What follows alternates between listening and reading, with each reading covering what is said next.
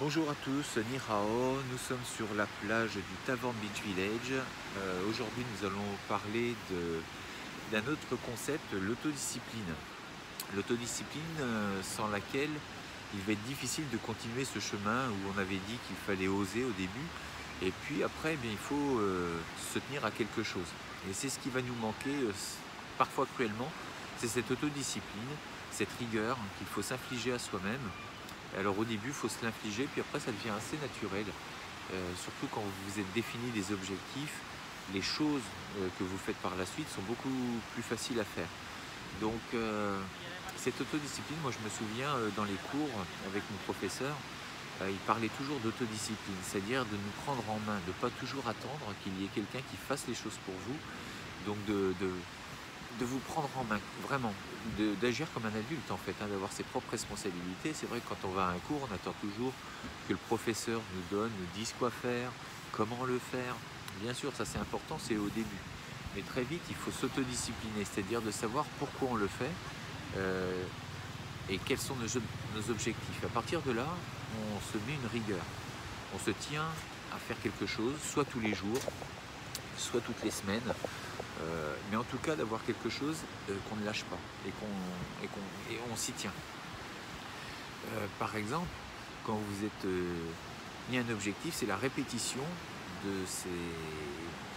de ce que vous voulez qui va faire que vous allez y arriver.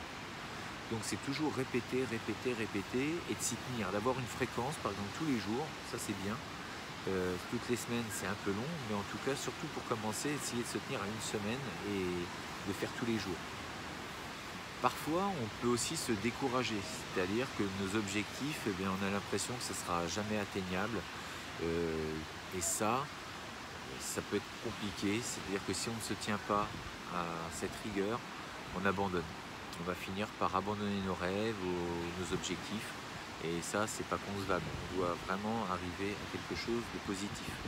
Toujours essayer de rester sur quelque chose de positif. Et certains me diront, oui, mais pourquoi tu fais ça? À quoi ça sert? Bah déjà, parce que j'ai envie. Et parce que ça me fait aussi du bien, le fait de pouvoir véhiculer des choses et de donner de l'information, ça, je trouve qu'on se sent aussi pas important, mais on a l'impression de servir à quelque chose. Je pense que c'est vraiment ça aussi. C'est important, alors peut-être pas pour tout le monde, mais de savoir qu'on a une part, on a quelque chose à jouer dans ce monde, tous. Et que le monde ne changera pas juste parce qu'on pense qu'il y en a d'autres qui le feront pour nous. Je pense que ça, c'est notre responsabilité à tous d'avoir un petit impact sur notre vie pour essayer de rendre les choses meilleures.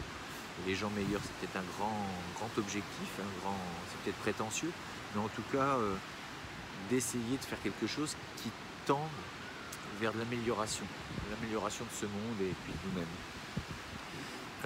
surtout de nous-mêmes. Donc, certains me diront, comme je vous disais, pourquoi tu fais ça, c'est nul ou ça sert à rien. Peut-être pas. Peut-être pour vous, peut-être pour certains ça servira à rien, et puis pour peut-être que pour d'autres, ça sera beaucoup. Donc du coup, je vais plutôt m'attarder à ceux pour qui ça apporte quelque chose plutôt qu'à ceux que ça apporte rien. D'ailleurs, ça c'est facile avec YouTube, hein, enfin avec les chaînes internet, il suffit d'éteindre. C'est comme la télé, hein, souvent on se plaint qu'il n'y a rien, mais il suffit de l'éteindre.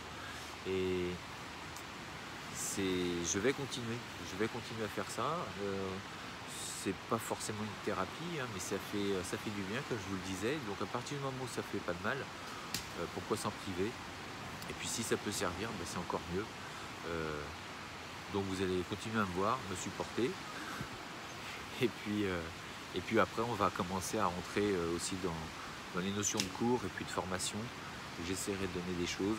En tout cas, essayez d'avoir cette rigueur pour vous quand vous vous êtes fixé quelque chose.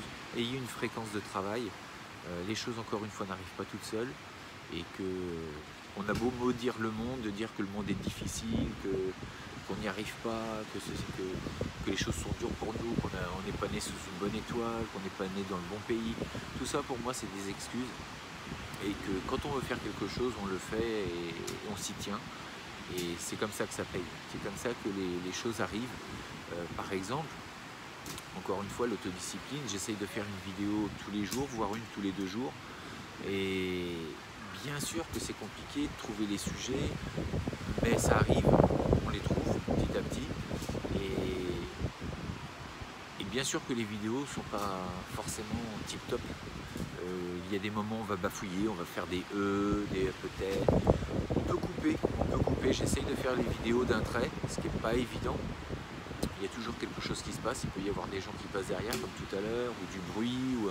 Et j'essaye de les faire en un seul jet.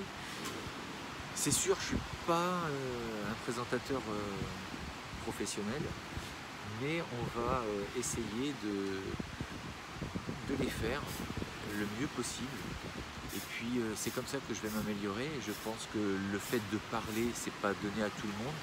On n'est pas forcément fait tous pour parler et s'adresser devant une caméra à parler. Mais il n'empêche que petit à petit ça vient. Et puis bon, c'est pas non plus, je suis pas débutant dans le sens où j'ai l'habitude d'avoir un public. Ça fait plus de 20 ans que je donne des cours. Donc j'ai un public devant moi, je sais parler, je sais m'adresser aux gens. Maintenant, devant une caméra, parler tout seul, c'est un peu différent, je ne vous le cache pas, c'est toujours un peu bizarre parfois. On est parti sur une idée et puis on se retrouve à des fois un petit peu à bugger.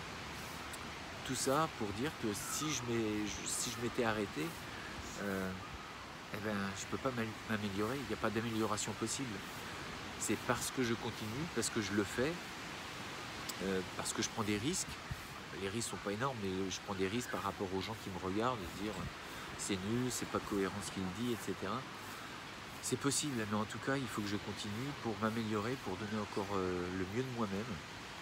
Et peut-être dans 1 an, 2 ans, ce sera parfait. En attendant, je vous dis de méditer là-dessus. Donc l'autodiscipline, essayez de vous autodiscipliner, n'attendez personne pour vous dire ce que vous avez à faire. C'est assez simple. Mais il faut s'y tenir, répéter, comme dans la pratique, on répète des taos, on répète, jusqu'à ce que tout soit parfait. Et puis, généralement, même la perfection n'existe pas. Donc je vous laisse sur ces belles paroles. Restez forts, restez beaux. À très bientôt. 再见.